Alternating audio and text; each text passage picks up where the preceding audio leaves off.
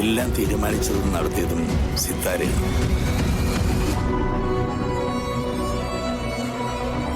വളരെ വൈകിയാണ് അച്ഛനും മുത്തശ്ശി ഇത് അറിയുന്നത്. തുറന്നു പറഞ്ഞ നിന്റെ അവസ്ഥ എന്തായിരിക്കും എന്നുള്ള പേടിയുണ്ടാ ഒന്നും പറയാതിരുന്നേ. സിത്താരയുടെ മകൾ ഗാഥയല്ല നീ താലി കിട്ടിയത്.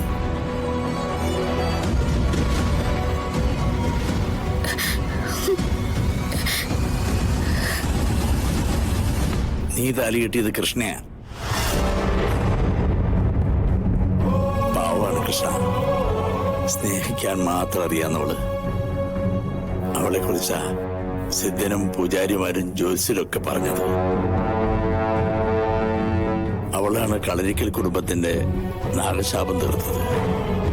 അവളാണ് ദൈവം നിനക്ക് വിധിച്ച പെണ്ണ്.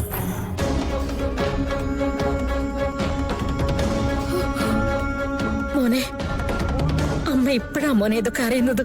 സത്യം. എല്ലാ കാര്യങ്ങളും വീണ്ടും ഒന്ന് ആലോചിക്കുമ്പോ അമ്മയ്ക്ക് ഒരു കാര്യം മനസ്സിലായി.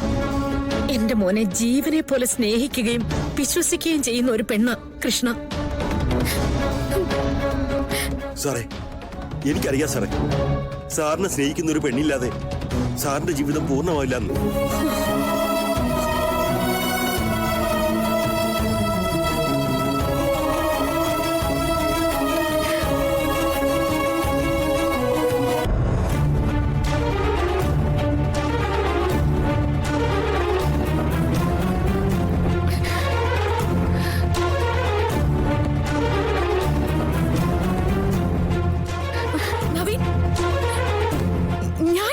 ശ്രീനിവാസ്, ഞാനല്ലേ നവീനെ സ്നേഹിച്ചേ?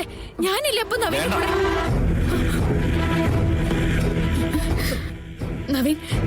നവീന്റെ കൂടെ കളരിക്കലേക്ക് വരാൻ പോകുന്നത് ഞാനാ.